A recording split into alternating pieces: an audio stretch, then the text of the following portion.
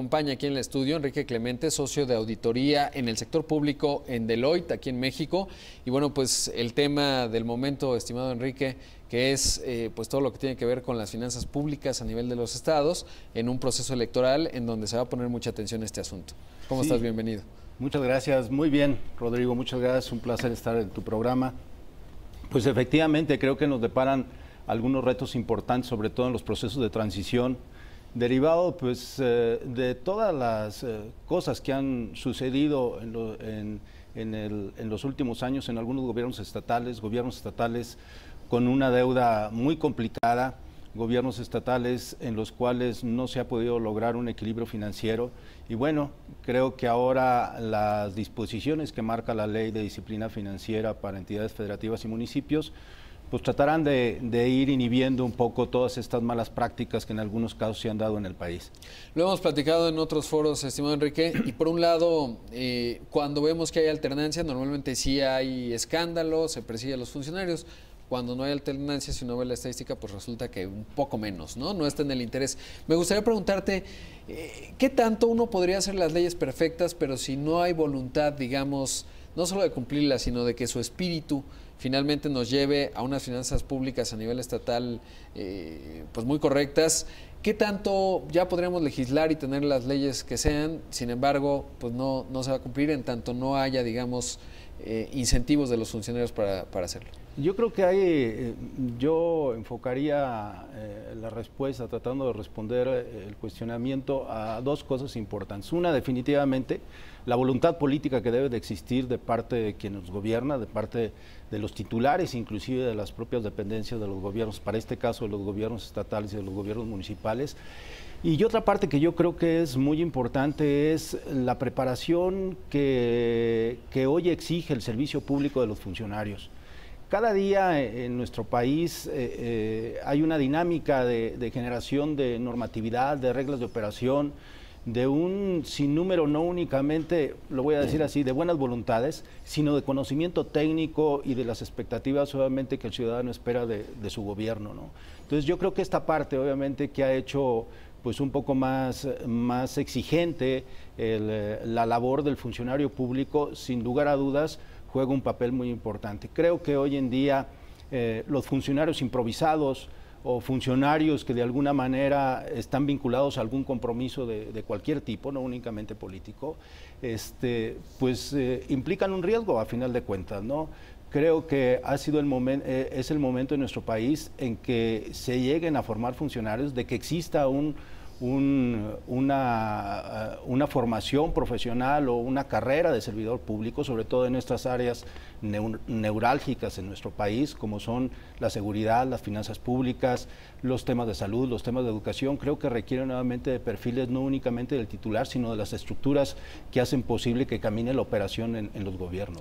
Ahora, ¿cómo has observado el informe que va haciendo la Secretaría de Hacienda, que es relativamente nuevo, bueno, al menos desde el año pasado, en donde va informando justamente la transparencia de los estados? Porque antes pues no estaba obligado y hoy por lo menos vamos teniendo un mapa. ¿Funciona y qué tendría que tener para que haya todavía más incentivos en términos de ir viendo pues cómo se descomponen o no las finanzas estatales? Yo creo que el esfuerzo ha sido muy importante y relevante. Yo creo que sí, en algunos de los casos se ha inhibido a continuar con prácticas poco sanas para el equilibrio de las finanzas públicas. Yo creo que ese es un dato importante. El hecho también de que exista un mecanismo de evaluación o de, digamos así, de monitoreo respecto de cómo están las finanzas públicas y la deuda en los estados también ha ayudado a esto. Y la otra parte que tiene que ver con los terceros, con las instituciones financieras, con los bancos, con los propios acreedores y proveedores, en los cuales sin lugar a dudas ya juegan y tienen una responsabilidad dentro de los procesos de contratación de deuda. Esto obedece a que dentro de la propia legislación de la Ley de Disciplina Financiera existen mecanismos y reglamentos, obviamente reglas, obviamente para poder contratar una deuda.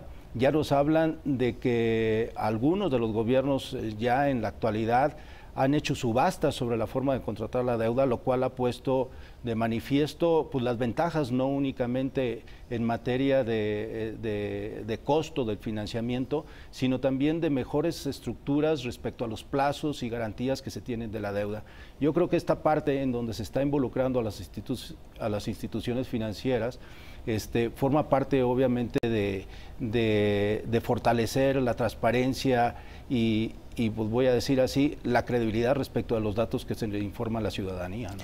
Claro, y esto que mencionas es muy importante. Justo hoy leía a Alejandra Palacios, la titular de la Comisión Federal de Competencia Económica, y hablaba de esto, de los concursos en los procesos públicos, ayudan muchísimo a disminuir la corrupción, porque claro, si hay varios bancos participando y ocurren cosas no necesariamente correctas y discrecionales, los competidores tienen incentivos para denunciar, oigan, ahí está pasando algo raro, y si bien no es perfecto, por lo menos va disminuyendo este tema que son los incentivos. Definitivamente, inclusive la propia ley marca procedimientos que deben de ser públicos, o sea, realmente las subastas se vuelven públicas, con acceso a la información nuevamente de los interesados, y esto sin lugar a dudas creo que hace que las instituciones financieras presenten sus mejores ofertas, y cualquier vestigio que pudiera haber de desviación a la norma o a los controles establecidos por la propia ley, por la regla de operación, pues sean solventados a través del cumplimiento de la norma, ¿verdad? Ahora,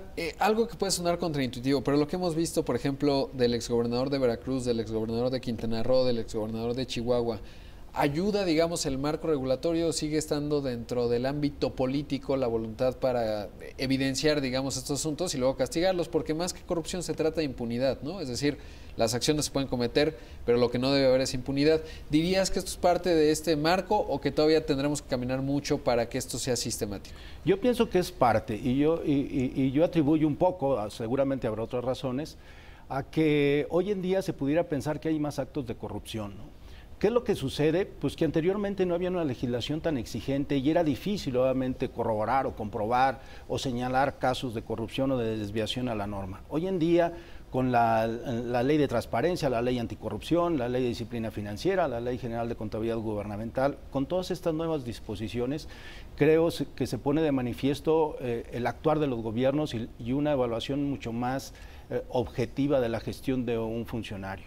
Yo tengo mis dudas, y perdón, esta es una opinión muy personal, yo tengo mis dudas de que donde se han cometido todas esas cuestiones de ilícitos o de desviaciones, haya habido un desconocimiento de la ley. Claro que existía un conocimiento de la ley y se le busca la forma de darle vuelta obviamente a estas cuestiones, pero ahora vamos a decir la ventaja, si se pudiera decir, que ahora es transparente, hay forma de comprobar y corroborar una mala acción de gobierno y bueno, pues digamos que esas pudieran ser las ventajas y esto puede ser digamos, un mecanismo, vamos a decir, para inhibir esas malas prácticas, ¿verdad? Por supuesto, y es que ahora pues hay un rastro de papel por lo menos, ¿no? Cuando uno opta o se decide por investigar, como ha sido el caso en muchos de estos asuntos, pero yo me imagino que en 1980 ni te enterabas y si querías averiguar no había forma, ¿no? Y hoy por lo menos hay un rastro de papel porque hay procesos, digamos, que sí lo determinan y coincido con tu opinión en términos de que claro que se conocía la ley y se buscó claro, ¿no? Y lo oímos, esquemas muy sofisticados. Sí. Ahora, ¿qué prevés, digamos, en este año de transición en esta materia? Ya están ahí los incentivos, pero hay algo que venimos platicando desde el año antepasado, me parece, sí. Y es la necesidad de formar cuadros muy sólidos en cuanto a los secretarios de finanzas, ¿no? Para que no solo no incurran en fallas, sino que estén bien preparados para entender todo el escenario cambiante que está dando. Mira, yo creo que una cosa que he estado yo observando en distintas oportunidades que me ha tocado participar en algunos procesos de transición de los gobiernos, creo que ya hay una conciencia un poco más marcada de todos los partidos políticos en general, de aquellos que aspiran nuevamente a gobernarnos, de tener una preparación previa. Creo que inclusive dentro de los propios procesos de transición de los gobiernos hay una preparación de los funcionarios que irán asumiendo los cargos nuevamente para esto. Obviamente lo que no aprendiste, vamos a decir, en un año, 2 años, no lo vas a aprender claro. en un par de horas, ¿no? Pero yo creo que es una señal de que obviamente hay una preocupación respecto de esto. Hay mecanismos ya ahora en los gobiernos eficientes o más o menos eficientes en algunos casos, en que la ciudadanía participe en la selección de algunos funcionarios, sobre todo en aquellos que tienen que ver con las cuestiones de fiscalización de los recursos o que tienen alguna responsabilidad de fiscalización de los recursos, como podrían ser los controladores estatales o aquellos que auditan las cuentas públicas, etcétera. Bueno, hay un escrutinio un poco más exigente en donde participa la ciudadanía. Yo he sabido de algunos casos exitosos, como también he sabido de algunos casos que no han resultado como se pretendía.